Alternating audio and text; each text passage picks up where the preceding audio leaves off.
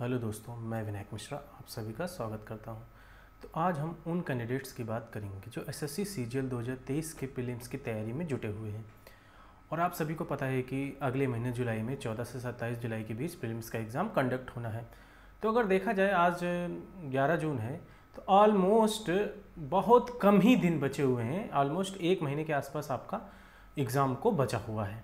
ठीक है, तो इन 30 दिनों में हमारी क्या स्ट्रेटेजी होनी चाहिए, कैसे तैयारी करें, जिन बच्चों का मॉक में 120 के आसपास स्कोर आ रहा है उसको कैसे इन्हांस करें और मतलब अपना टाइम का यूटिलाइजेशन कैसे करें, तो इस बात पे हम बात करेंगे। ठीक है, देखो सबसे पहले मैं बता दूं कि एसएससी कोई हवाई नहीं है कि आप सोचो कि इन 30 दिनों में हम जिसने कुछ भी नहीं पढ़ा है उन 30 दिनों में पढ़ के हम एसएससी एग्ज़ाम निकाल दें। एसएससी एग्ज़ाम ऐसे नहीं निकलता है। इन 30 दिनों में वही अपने थोड़े मार्क्स बढ़ा सकता है जो पहले से तैयारी करता आ रहा हो।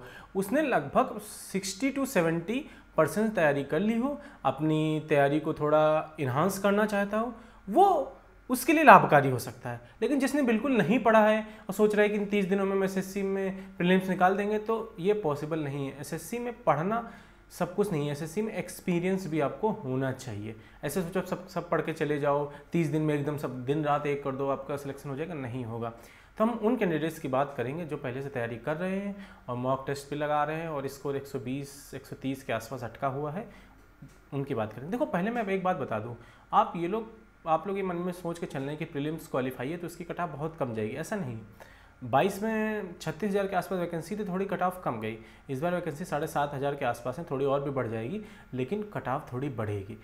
क्वालिफाई होने से बस आप इतना फ़ायदा ये आपका होगा कि आपका प्रीलिम्स के मार्क्स आपके मेंस में नहीं जुड़ेंगे। मान लो किसी के प्रीलिम्स में मार्क्स कम आए, वो मेंस में अच्छा स्कोर कर सकता है। देख रहे हो CHSL की कट ऑफ 157 के आसपास गई है, इसकी भी कट ऑफ 140 से के आसपास से कम नहीं जाने वाली है।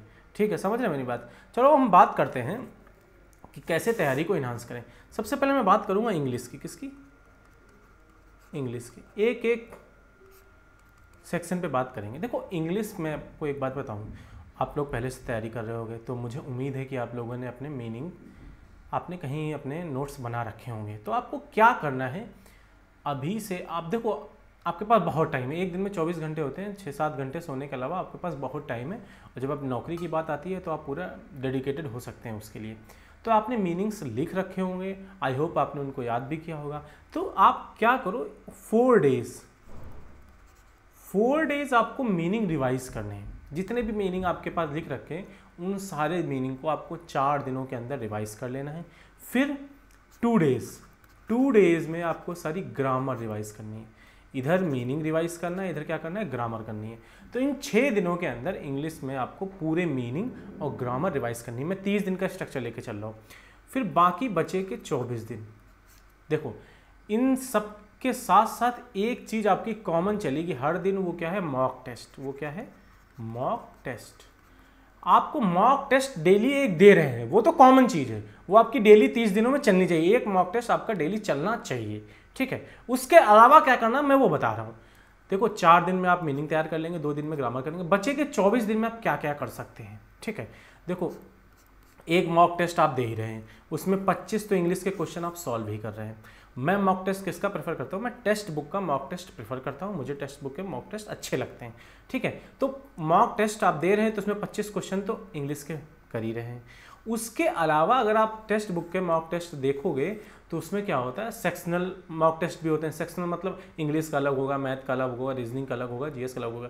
तो आपको सेक्शनल मॉक टेस्ट भी लगाने हैं। सेक्शनल मॉक टेस्ट लगाएंगे, उससे मतलब आप सिर्फ उसमें इंग्लिश के ही 25 क्वेश्चन होंगे, उन 25 क्वेश्चंस को सॉल्व करेंगे।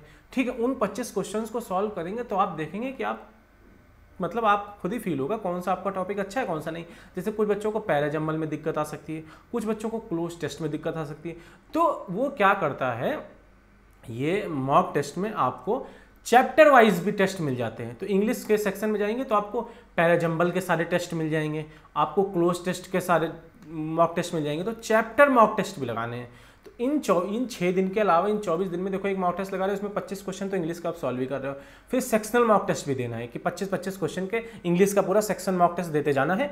फिर चैप्टर मॉक टेस्ट भी देना है। आप देख रहे हैं जो सेक्शनल मॉक टेस्ट दे रहे हैं उसमें आपको कौन सा टॉपिक या चैप्टर वीक पढ़ रहा है, अगर पैराजंबल वीक पढ़ रहा है, क्लोज टेस्ट वीक पढ़ रहा है, कुछ भी वीक पढ़ रहा है, तो उसके चैप्टर मॉक टेस्ट भी आपको देने हैं। ये आपको पूरा 30 दिन, मतलब 6 दिन वो क्या, इस दिन भी मॉक चल रहा है आपका, लेकिन इन 24 दिनों के अंदर ये लगातार आपको देना है। ज़्यादा टाइम नहीं लगता भाई, एक सेक्शन और मॉक चैप्टर मॉक टेस्ट देने में मैं मान के चलूँ 30 मिनट लगेगा, बस 30 मिनट से ऊपर नहीं लगना चाहिए आपको।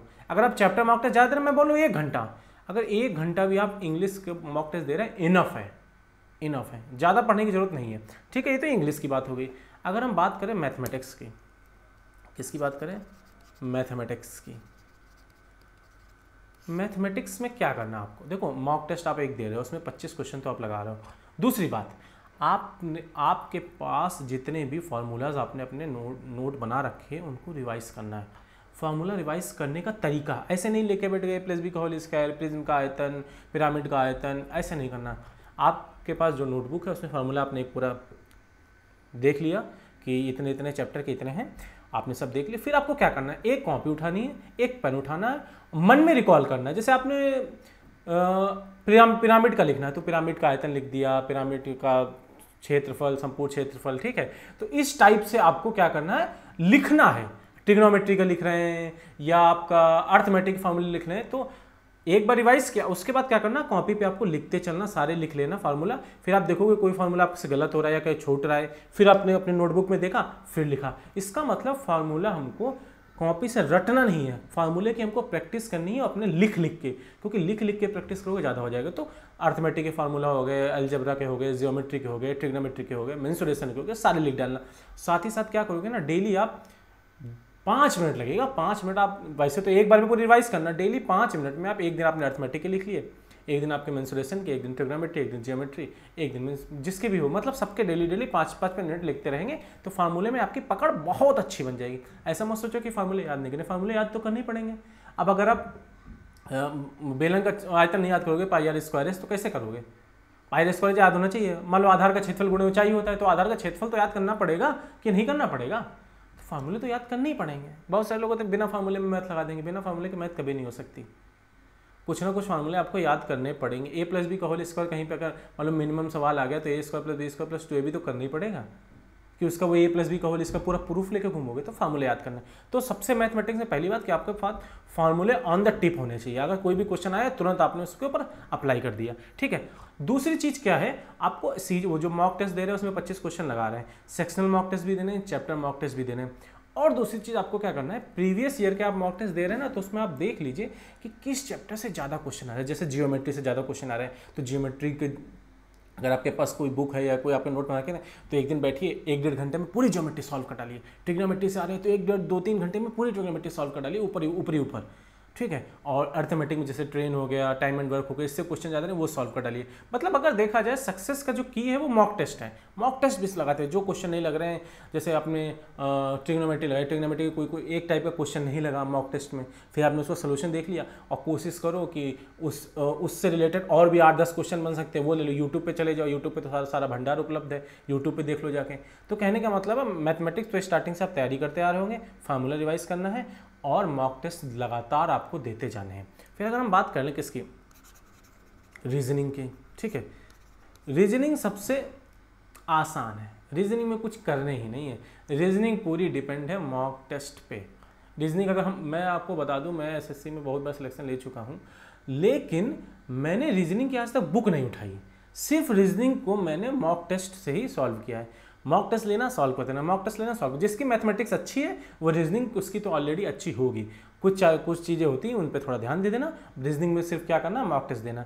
अगर बात कर ले जीएस की, जीएस सबसे ज़्यादा लोगों को भ्रमित करती है। जीएस में क्या कर सकते हैं आप, देखो जीएस में आप देखोगे करंट अफेयर ज़्यादा आ रही है, तो करंट अफेयर आपको पढ़ना है। आप यूट्यूब पे उत्कर्ष क्लासेस है, कुमार गौरव सर को फॉलो कर सकते हैं, वो अच्छी करंट अफेयर पढ़ाते हैं, ठीक है।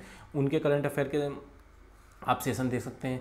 और देखो ये भी आप कैसे कैसे कर सकते हैं ना, जैसे आपको क्या करना है, अभी तो 30 दिन है ना, तो 30 दिन में आप ये भी डेली कर सकते हो ना कि आपने यूट्यूब पे खोला, आपने देख लिया, मतलब एसएससी में 1 साल का करंट अफेयर आता है, कभी कभी पुराना भी आ जाता है, फरवरी महीने का करंट यूट्यूब पर डाल दिया, फेब 2023 का करंट अफेयर पूरी एक वीडियो आ जाएगी 40-50 मिनट की, वो देख डालो। अगर टाइम मिले नोट बना लो, फिर जनवरी के कर लो, दिसंबर की, नवंबर की, अक्टूबर की।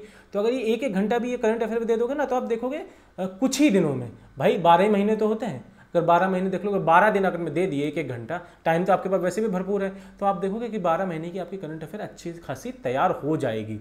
उसके अलावा क्या करना है, जैसे आप देखोगे जीएस में बायो बहुत आती है, बायोलॉजी से क्वेश्चन, साइंस में देखोगे बायो ज़्यादा उठाते हैं, तो बायोलॉजी भी पढ़नी है। अच्छा, और जीएस में बता दो, जैसे बायोलॉजी पढ़नी है, अब इतना टाइम तो है नहीं आप पूरी बायोलॉजी या हिस्ट्री ज्योग्राफी पढ़ो, तो आपको क्या करना है, जैसे यूट्यूब पे गए, यूट्यूब पे आपने डाल लेना top 1000 most important question for SSC CGL of biology.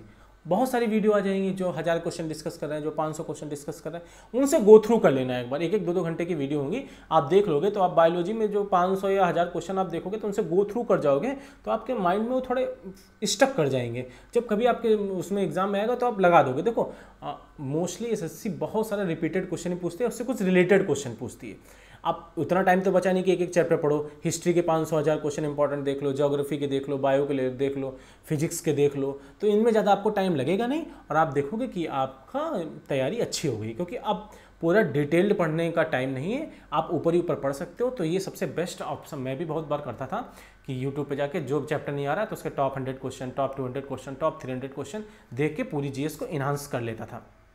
ये तो जीएस का हो गया।